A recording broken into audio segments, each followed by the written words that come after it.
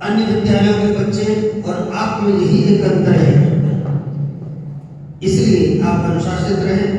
क्योंकि एक तो आपके इस हॉल में इको हो रहा है, ये आवाज गूंज रही है, आप न जाने कितना सुन पा रहे हैं मैं नहीं जानता, फिर भी अगर पीछे तक आप सुन पा रहे हो तो आप हाथ खड़ा करके एक बार जरूर बता दें। हाँ चलो सुन पा रहे हैं, ये बहुत अच्छी बात है। अब हम बिल्कुल शांत भाव से 3 बार ओम शब्द का उच्चारण करेंगे। मेरे साथ ही साथ आप बोलेंगे, अपने दोनों हाथ चाहे इस प्रकार से ध्यान मुद्रा में आगे रख लें और रीढ़ गड्डी सीधी करके आप ओंकार स्वरूप ब्रह्मनाद का उच्चारण करें। ये ब्रह्मनाद है, आप सब करें।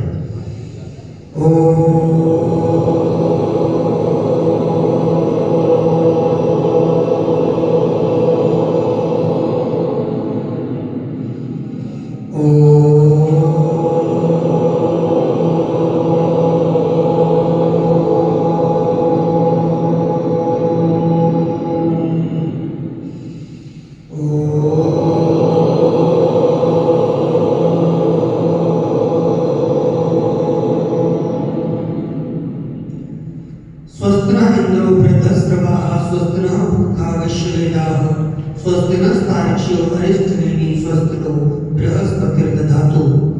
या देवी सर्वभूतेषु वाणीरूपेण संस्थिता नमस्तस्यै नमस्तस्यै नमस्तस्यै नमो नमः। हम सभी इस सरस्वती शिशु मंदिर में इतने लंबे समय तक पढ़े हैं और आज आपका यह दीक्षांत समारोह है।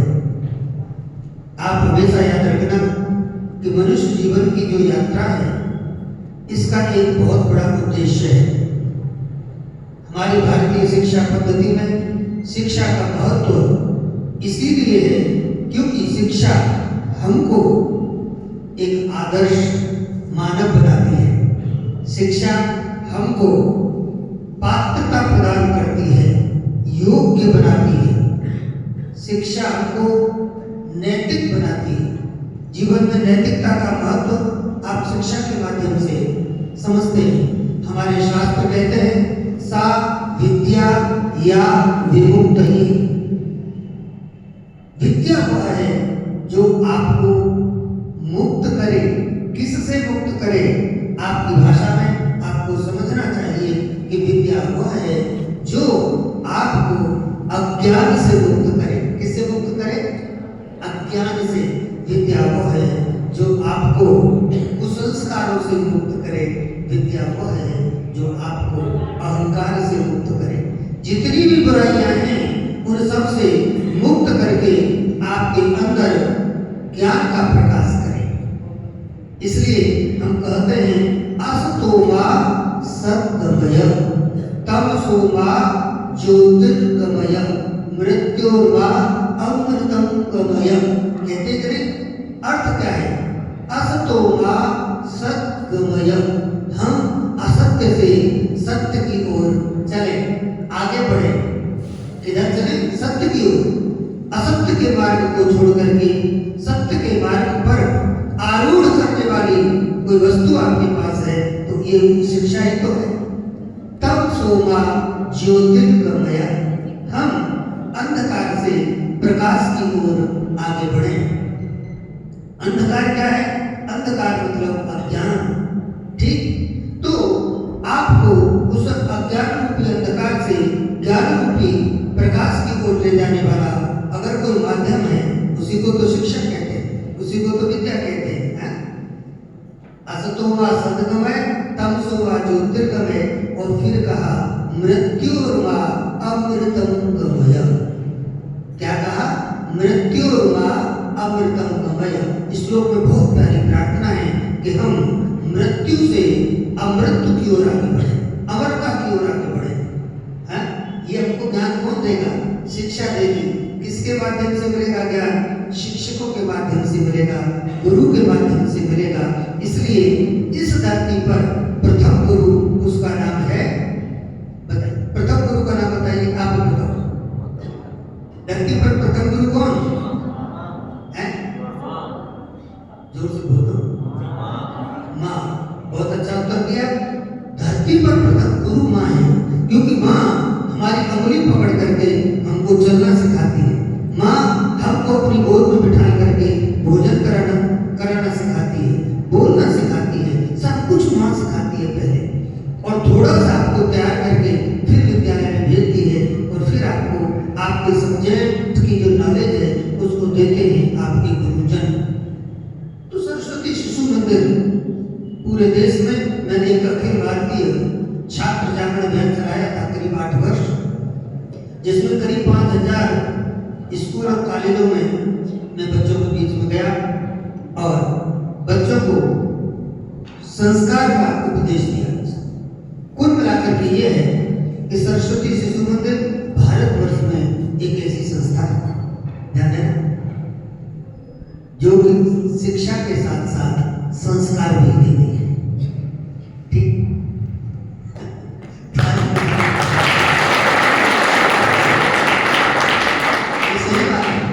शिक्षा तो आप कैसे भी प्राप्त कर सकते थे, लेकिन आपको गर्व इस बात पर होना चाहिए, आपको गर्व इसलिए करना चाहिए क्योंकि आप सरस्वती शिशु मंदिर में पढ़े हैं, तो आपने शिक्षा के साथ साथ संस्कार भी लिए हैं। संस्कार क्या लिए हैं? अभी हम देख रहे थे, एक बच्चा सम्मान करने के लिए जब आया तो उसने हार पहनाया, साल उड़ाई, उसके बाद जब प्रणाम किया तो चरणों में मत्था टेक करके प्रणाम किया। ये इसे संस्कार कहते हैं, चाहकर नहीं करता। और हो सकता है किसी दूसरे विद्यालय में बैठे होते तो शायद ये दृश्य देखने को नहीं मिलता। ये इस विद्यालय की देन है, यह तो याद रखना चाहिए। तो कहने का तात्पर्य है, आप याद रखना, आपके जीवन में आपके ऊपर कुछ ऋण है, हर मनुष्य पर होते हैं, लेकिन आपको बात आज याद रखनी चाहिए, और वो ऋण है मातृ ऋण, पितृ ऋण, आचार्य ऋण और अतिथि ऋण। इन सब ऋण होते हैं, और इनको भाई क्या कहा गया? देवता कहा गया। मातृदेवो भव, पितृदेवो भव, आचार्य देवो भव, है, और अतिथि देवो भव। अतिथि को भी देवता कहा गया। तो माँ को इसीलिए देवता कहा गया, देवता उसे कहते हैं जो कुछ देता है। ठीक, देवता को देते हैं, क्या देते हैं? कोई आशीर्वाद देते हैं, उससे महान बनते हैं। तो ऐसे ही माँ भी आपको देती है, और माँ तो आपको सब कुछ देती है, ये जीवन ही माँ की देन है। ठीक है, इसलिए माँ को प्रणाम करना चाहिए। पितृदेवो भवः, पिता, आप आज यहाँ बैठे सूटेड होकर के पढ़ रहे हैं, आनंद से आगे बढ़ने का प्रयास कर रहे हैं, इसमें योगदान किसका है? याद रखें, इसमें एक बड़ा योगदान आपके पिताजी का है, जो ठंड में, गर्मी में न जाने कहा, कोई बिजनेस कर रहे हैं बेचारे, कोई नौकरी कर रहे हैं, लेकिन बच्चे की फीस भरनी है, इसकी चिंता पाल रहे हैं। आपका पेट भी भरना है, आपको ड्रेस भी सिलवानी है, आपकी फीस भी भरनी है, ये चिंता पालते हैं आपके पिता। इसलिए बड़े होकर के जब आप अफसर बने या कोई उद्योगपति बने, जो भी बने, चाहे नेता बने या अभिनेता बने, लेकिन याद रखना, माँ बाप को नहीं भूलना। कितने लोग नहीं भूलेगा? खड़ा करके बताएं। ठीक है, ये बात आपको अच्छी लगी? दूसरी बात, अब नंबर आया आचार्य देवो भव। आचार्यों का, गुरुजनों का पूजन करना चाहिए, उनका सम्मान करना चाहिए, वो भी देवता है। क्योंकि जब तक गुरुजन जीवन में नहीं आते तब तक सद्मार्ग पर हम नहीं चल सकते। आपको किधर जाना है, इस बात का इशारा अगर कोई करता है तो गुरु करते हैं। इसलिए गुरु एक प्रकार से एक ऐसे इंडिकेटर है जो कि आपको इशारा करते हैं कि आपको इधर जाना है। तो गुरु का बहुत बड़ा महत्व है। गुरु कुम्हार शिशु कुंभ है, गड़गड़ काढ़े कोट, अंतर हाथ सहार दे और बाहर मारे चोट। यही बात में सुदर्शन जी कह रहे थे। याद रखना, गुरुओं ने आपको डांटा भी हो, फटकारा भी हो, आज आपको सारी चीजें यहाँ छोड़ के रहेंगे। क्यों? क्योंकि उनका उसके पीछे एक जो उद्देश्य था वो बहुत पावन था, पवित्र था। वो आपको फटकार रहे थे, डांट रहे थे, चमका रहे थे, लेकिन किसके लिए? क्योंकि आपको श्रेष्ठ बनाना चाहते थे। क्या बनाना चाहते थे? श्रेष्ठ, योग्य, आदर्श विद्यार्थी बनाना चाहते थे, जीवन में आगे बढ़ाना चाहते थे। ऐसे ही अतिथि देवो भव भी आपकी संस्कृति में, यानी हमारी सनातन संस्कृति में कहा गया है। अतिथि को भी हमारे यहाँ देवता माना गया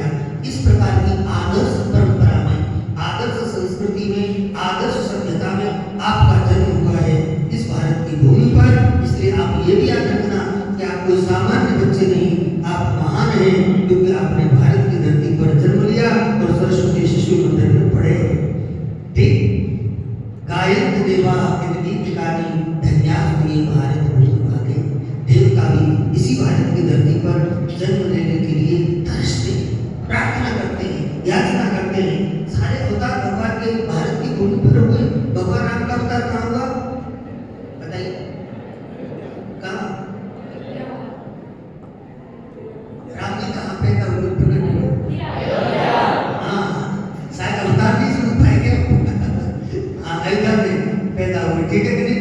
प्रकट हुए। भाई प्रकट कृपाला दीन दयाला कौशल्या हितकारी, आप प्रार्थना करते होंगे।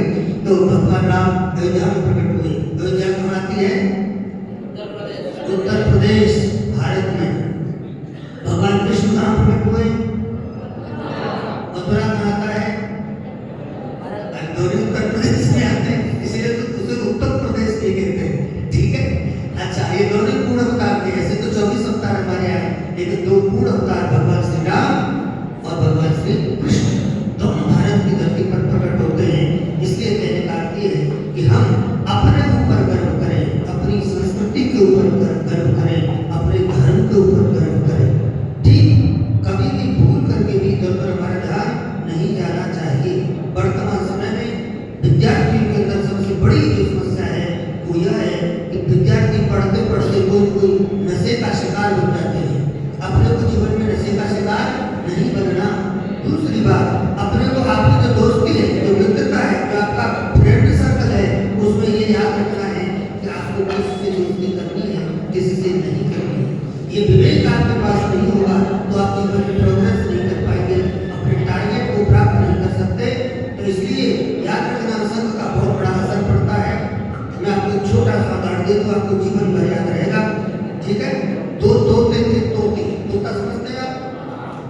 एक तोता गाली देता था और एक तोता राम राम रटता था। तो जो व्यक्ति जो तोते खरीद के लाया, उसने देखा है एक तोता कितना अच्छा है, राम राम रट रहा है, लेकिन ये कैसा गाली दे रहा है? तो जो गाली दे रहा था उसको पीटने लगा, डांटने लगा। तब गाली देता है, मेरे घर का माहौल खराब करता है, ऐसे कहा। तो जो तोता गाली दे रहा था उसने कहा कि मैं गाली दे रहा हूँ, उसमें मेरा कोई दोष नहीं है। याद रखना, हाँ, उसने नहीं, जो जो जो राम राम रट रहा था उसने कहा ये जो गाली दे रहा है इसमें इसका कोई दोष नहीं है। बोले क्यों? तब उस तोते ने कहा, जो राम राम रट रहा था, उसने कहा कि अहम मुनीनां वचनं शृणोमि शृणोमि चासो यवनस्य वाक्यम नहीं तस्य दोषे नहीं मे गुणस्य क्योंकि संसर्गजा दोष गुणा भवन्ति। क्या प्यारी बात कही। बोले न तो इसमें ये गाली दे रहा है इसका कोई दोष है, और न मैं राम राम कह रहा हूँ उसमें मेरी कोई बड़ाई है, कोई गुण है, कोई अच्छा ही है। बोले क्यों? बोले इसलिए, इसका दोष इसलिए नहीं है क्योंकि ये जहाँ रहता था एक कसाई के घर रहता था, तो इसने हमेशा मारो काटो सुना, इसने हमेशा गालियाँ सुनी, तो इसका स्वभाव गाली देने का बन गया। लेकिन मैं बोले एक संत की कुटी में था, एक संत के आश्रम में था, वहाँ तो मैं देखता सवेरे से राम राम कहते हैं, दिनचर्या प्रारंभ होती थी और शाम तक कभी कथा हो रही है, कभी प्रवचन हो रहा है, कभी भजन हो रहा है, कीर्तन हो रहा है। तो उनसे मैंने राम राम कहना सीख लिया। तो न तो इसका दोष है, न मेरी कोई बड़ाई है, ये तो संघ का दोष है।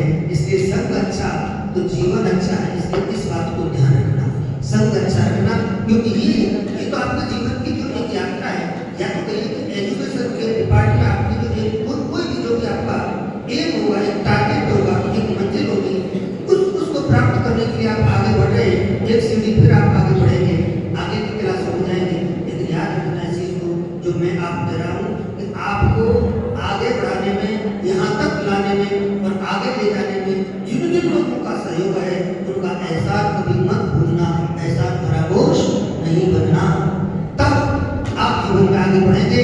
मैं आपको बहुत बहुत शुभकामनाएं देना चाहूँगा कि आप अपने जीवन में जो भी आपने टारगेट फिक्स किए हो सभी उनको प्राप्त करें। आपको अपने उद्देश्य में उसको प्राप्त करने में सफलता मिले, ऐसी भगवान महाकाल से मैं प्रार्थना करूँगा। और साथ ही मैं ये भी कहना चाहूँगा कि सब कुछ पढ़ते हुए, सब कुछ करते हुए, संस्कारों पर बल देते हुए केवल सीखने से कुछ नहीं होता। अगर हिम्मत रखते हुए, क्योंकि मैं कल कहीं कह रहा था कि मंजिलें उन्हीं को मिलती हैं जिनके सपनों में जान होती है, केवल पंखों से कुछ नहीं होता, हौसलों से उड़ान होता है।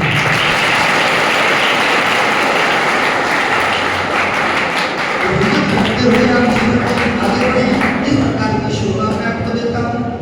यहाँ के जो भी आचार्य हैं, जो भी आपने सबने बहुत ही परिश्रम करके बच्चों को योग्य बनाया है, आपके लिए शुभकामनाएं।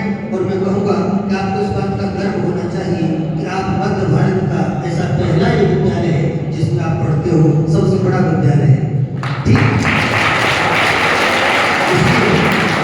आप सबको बहुत बहुत शुभकामनाएं देना चाहूँगा, बहुत बहुत मंगल कामनाएं देना चाहूँगा। और मैं बताना चाहूँगा कि जीवन में आगे बढ़ने के लिए सबसे महत्वपूर्ण चीज़ है आपके पास, तो वो है आपका चरित्र। चरित्र को बढ़िया बना करके